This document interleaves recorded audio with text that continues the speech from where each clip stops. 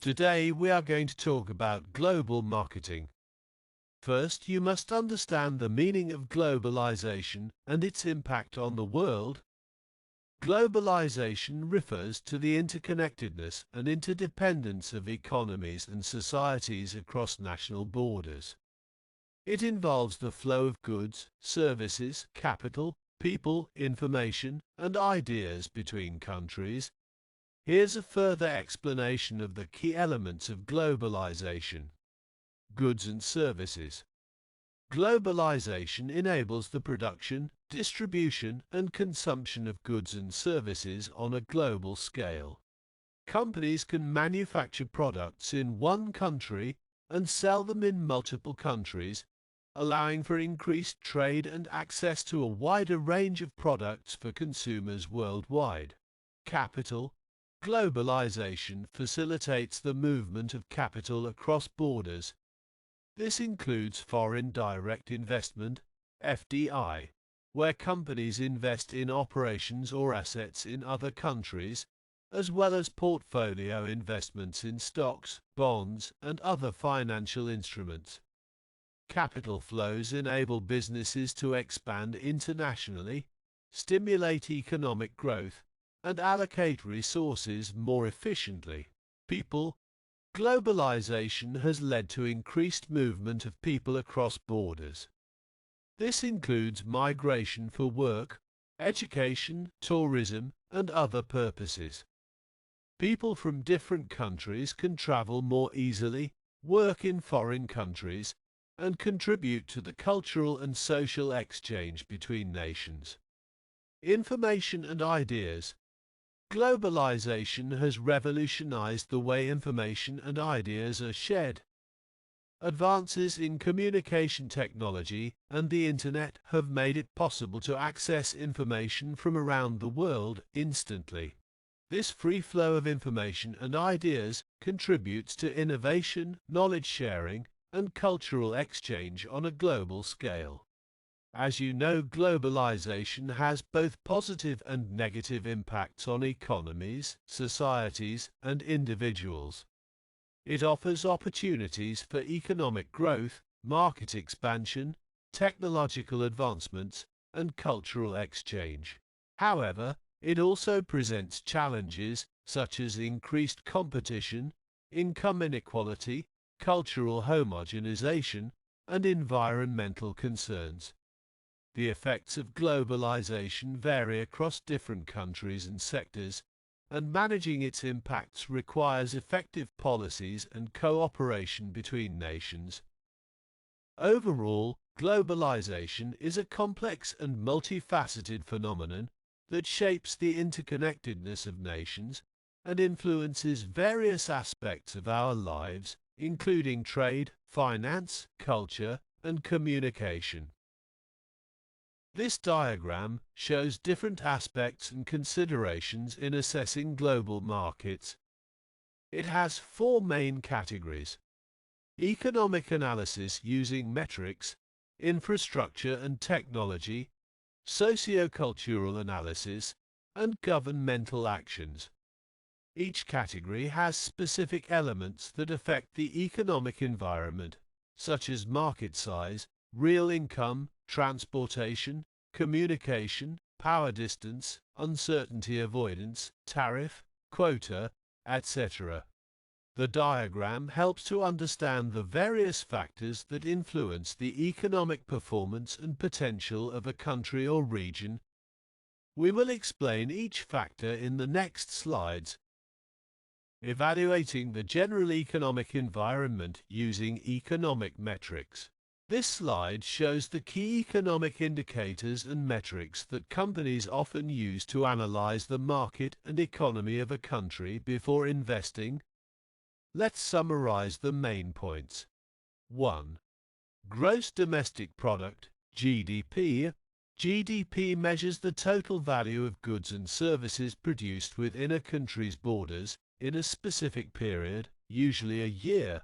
It reflects the country's income from all products and services produced within its territory, regardless of the nationality of the company owners. 2. Gross national income, GNI. GNI includes GDP plus the net income earned from investments abroad by the country's citizens. It represents the income generated by a country's citizens from both domestic and foreign production. 3. Purchasing power parity, PPP. PPP is a measure used to compare the relative purchasing power of different currencies. It determines the exchange rate at which the currency of one country would have to be converted to buy the same amount of goods and services in another country. The Big Mac Index, created by The Economist, is one example of using PPP to assess purchasing power in different markets. 4. Trade surplus or deficit. A trade surplus occurs when a country's exports exceed its imports, resulting in a positive balance of trade. Conversely, a trade deficit occurs when imports surpass exports, leading to a negative balance of trade. By analyzing these metrics, a company can gain insights into the market potential and economic conditions of a country. Gross national income provides a more comprehensive view by considering the impact of global operations on a country's economy. Purchasing power parity helps evaluate the relative buying power of consumers in different global markets. Additionally, assessing trade surplus or deficit can indicate the strength of a country's export sector and potential opportunities for companies to expand their reach. Evaluating market size and population growth rate. There is no doubt that the size and growth of the population are important factors to consider when analyzing an economy. For example, China and India indeed have the largest populations globally, which presents significant market potential for companies due to the increased number of potential customers. Additionally, both China and India are known for their abundant labor force and relatively low labor costs. This has attracted many companies, including American ones, to establish manufacturing plants in these countries. The lower production costs can provide a competitive advantage for companies, allowing them to offer products at more competitive prices. Economists have identified the grouping of Brazil, Russia, India, and China, commonly referred to as BRIC, as potentially dominant suppliers of manufactured goods, services, and raw materials by 2050. This projection is based on factors such as their large populations, low labor costs, and potential for economic growth. Regarding population distribution, it is common to observe differences between urban areas, cities, and rural areas. In many countries, including China and India, the number of people living in rural areas tends to be higher than in urban areas. This distribution can impact market dynamics and consumer behavior, as well as the availability of labor in different regions. Considering these factors can help companies assess the market potential and labor advantages offered by countries with large populations like China and India. However, it's important to conduct thorough market research and analysis to understand the specific dynamics and challenges of each country before making investment decisions. Evaluating real income. As you know, most companies modify their product specifications to cater to the needs and laws of specific countries or markets. This approach allows companies to adapt their offerings to local conditions and increase accessibility for a wider consumer base, as exemplified by Haier. Haier, a company renowned for its appliances, including washing machines, recognizes the specific needs of Chinese consumers. In some areas of China, access to resources such as water and electricity may be limited. To address this, Haier designs washing machines that not only clean clothes, but also have additional features like vegetable washing. This product modification caters to the unique circumstances of Chinese consumers, enhancing the value and utility of the washing machine beyond its traditional purpose. Another example involves Coca-Cola, which targets low-income consumers with limited purchasing power, a strategy known as the bottom of the pyramid. In India, where affordability is a concern for many, Coca-Cola may adjust its pricing strategy to make its products more accessible to a larger segment of the population.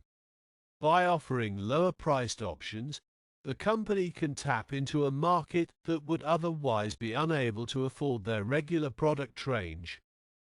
By adapting products to local needs and market conditions, companies can better serve specific customer segments and increase their market share.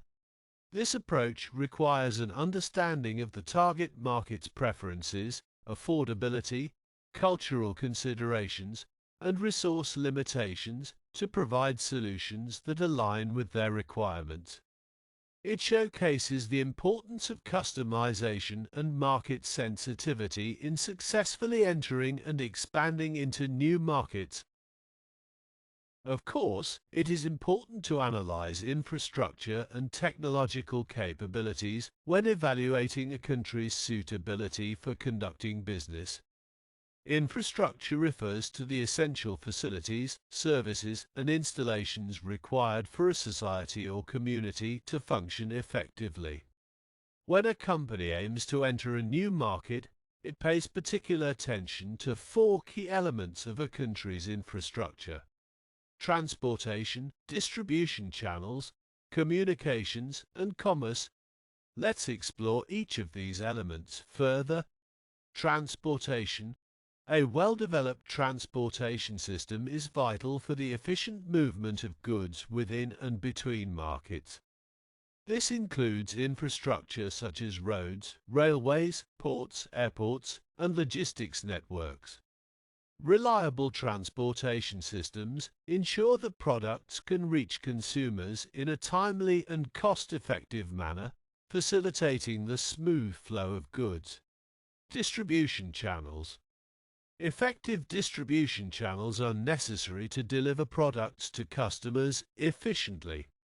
These channels may include wholesalers, retailers, e-commerce platforms, and other intermediaries. The existence of a well-established distribution network ensures that products can be easily accessed by consumers and enables companies to reach their target markets effectively. Communications. A developed communications system is crucial for companies to communicate with customers and for consumers to access information about products and services. This includes telecommunications infrastructure, internet connectivity, media access, and advertising platforms. Adequate communication systems facilitate marketing efforts, consumer engagement, and the dissemination of information, enabling companies to effectively reach their target audience. Commerce. The commercial infrastructure encompasses the legal, banking, and regulatory systems that support business operations. A robust legal framework ensures the protection of intellectual property rights, contract enforcement, and fair competition. Accessible banking services and a stable regulatory environment contribute to a conducive business climate, facilitating trade and investment. These four elements of infrastructure collectively enable markets to function smoothly and provide companies with the necessary resources and environment to conduct business effectively. Evaluating a country's infrastructure is crucial for companies to assess the feasibility, costs, and potential challenges associated with entering a new market. Okay, now how can we analyze governmental actions? This diagram displays different types of government actions that can be used to control trade. We have trade agreements, tariffs, quotas, and exchange controls. These governmental actions can have a positive or negative impact on trade. For example, trade agreements can increase trade by reducing barriers, while tariffs and quotas can decrease trade by making imports more expensive. However, I will talk about each one in the next slides. Tariffs and quotas. Tariffs are taxes imposed on imported goods, generally with the intention of making them more expensive and less competitive compared to domestic products. This protectionist measure aims to safeguard domestic industries from foreign competition. The best example to illustrate the impact of tariffs on global trade is the tariff war between America and China. The trade conflict between the United States and China during the Trump administration involved the imposition of tariffs. The United States raised tariffs on Chinese imports in response to concerns about the trade deficit and alleged unfair trade practices by China. In retaliation, China also implemented tariffs on American goods. This escalation of tariffs between the two countries resulted in a trade war that had significant implications for global trade and the two economies involved. Quotas, on the other hand, are government-imposed restrictions on the quantity or value of goods that a country can import or export within a specific period. Quotas are used as a means to regulate trade volume between countries. They can be applied to specific products to reduce imports and promote domestic production. By limiting foreign competition, quotas aim to boost domestic production and protect local industries. In trade negotiations, discussions often revolve around reducing or eliminating tariffs, quotas, and other barriers to trade. The objective is to foster freer and more open trade by removing restrictions that hinder the flow of goods and services between countries. These negotiations aim to create mutually beneficial agreements that promote economic growth, enhance market access, and encourage fair competition. Efforts to reduce or eliminate tariffs, quotas, and other impediments to trade are often part of broader trade agreements and organizations, such as the World Trade Organization, which seek to create a more liberalized and predictable international trading system. Now, exchange control. The value of a currency, including the US dollar, can fluctuate significantly in relation to other important world currencies. Currency exchange rates are influenced by various factors such as economic indicators, interest rates, geopolitical events, and market sentiment. These fluctuations can impact the cost of imported goods in terms of the currency exchange rate. When goods are produced and sold in their country of origin, they generally do not incur additional customs or import duties, which can increase their cost in importing countries. Similarly, international transportation expenses can often be lower than domestic transportation costs, contributing to lower prices in the country of origin. However, when goods are imported into another country, they may be subject to customs or import duties. These additional costs, along with transportation expenses, can contribute to higher prices for imported products compared to those in the country of origin. It's important to note that while prices are often lower in the country of origin, other factors such as production costs, market demand, and local economic conditions also influence prices. Additionally, exchange rate fluctuations can affect the relative cost of imported goods, as they are priced in the currency of the importing country. Understanding these dynamics is crucial for businesses engaged in international trade, as well as consumers who may consider factors such as exchange rates, customs duties, and transportation costs when making purchasing decisions. Trade agreements are international accords that establish rules governing economic interactions and trade between participating countries, aiming to facilitate the flow of goods, services, and investment by reducing or eliminating barriers like tariffs and quotas.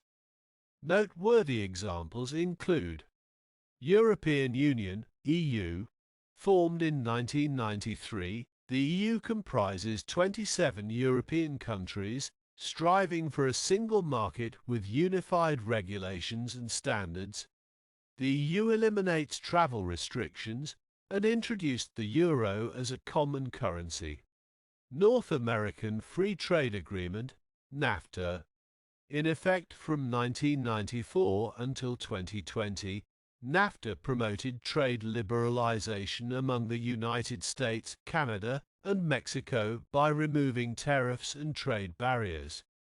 It was succeeded by the United States-Mexico-Canada Agreement, USMCA, Central America Free Trade Agreement, CAFTA. Established in 2004, CAFTA fosters trade and investment liberalization between the United States and Central American countries, reducing barriers and enhancing market access. Mercosur, a South American trade bloc. Mercosur includes Argentina, Brazil, Paraguay, and Uruguay as full members. It aims to integrate economies by reducing trade barriers and promoting the free movement of goods, services, and capital.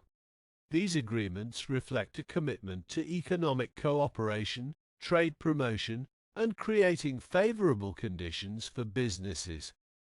By minimizing trade barriers and harmonizing regulations, they aim to enhance market access, stimulate economic growth, and maximize the benefits of international trade among participating nations. Okay, now we have another factor to consider: analyzing socio-cultural factors. It is crucial to understand the culture of a country before entering a new market. Culture encompasses various aspects, including visible artifacts such as behavior, dress, symbols, customs, religion, languages, and celebrations. It also includes underlying values, referring to core values, thought processes, and beliefs. Visible artifacts of culture are relatively easier to observe and understand, as they are tangible and visible in day-to-day interactions. These aspects can provide insights into the preferences and behaviors of the target market. Companies often adapt their marketing strategies by incorporating these visible artifacts to resonate with the local culture. On the other hand, understanding the underlying values of a culture can be more challenging. These values are deeply ingrained and influence people's thought processes, decision-making, and attitudes. They shape the way individuals perceive and respond to various aspects of life, including products and services. For international companies, comprehending the underlying values of a culture is crucial for effective market entry and successful marketing campaigns. However, it can be more complex to uncover these values, as they may not be immediately evident or easily articulated. Example of companies selling disposable sanitary products in India. Attitudes toward trash disposal are a relevant cultural factor to consider. In India, there are distinct cultural norms and practices related to waste management and cleanliness. Adapting marketing strategies to align with these cultural values and promoting environmentally friendly disposal solutions can help companies navigate this aspect of the market effectively. Considering the complexity of understanding underlying cultural values, it is common for international companies to use the same core advertisements across different countries while making necessary language and contextual adaptations. This approach allows companies to maintain consistency while addressing the specific cultural nuances of each market. Hofstede's cultural dimensions offer insights into the subtle elements of a culture. These dimensions help in understanding how different societies perceive and respond to various aspects of life. Let's explore each dimension in more detail. Power distance. This dimension refers to the extent to which members of a society accept and expect social inequality and differences in power. Societies with high power distance tend to accept hierarchical structures and authority without questioning them. In contrast, societies with low power distance value equality and have a more egalitarian approach. Uncertainty avoidance. This dimension reflects the extent to which a society relies on rules, structure, and formalized procedures to address uncertainty and ambiguity. Societies with high uncertainty avoidance tend to have a low tolerance for ambiguity, prefer clear rules and guidelines, and value orderliness and predictability. On the other hand, societies with low uncertainty avoidance are more comfortable with ambiguity, adaptability, and flexibility. Individualism. Individualism refers to the degree to which individuals in a society prioritize their own interests and independence over group interests. In individualistic societies, people value personal freedom, individual achievements, and self-reliance. In contrast, collectivist societies place more emphasis on group harmony, cooperation, and interdependence. Masculinity. The masculinity dimension refers to the extent to which a society values traditionally masculine traits such as assertiveness, competition, and achievement.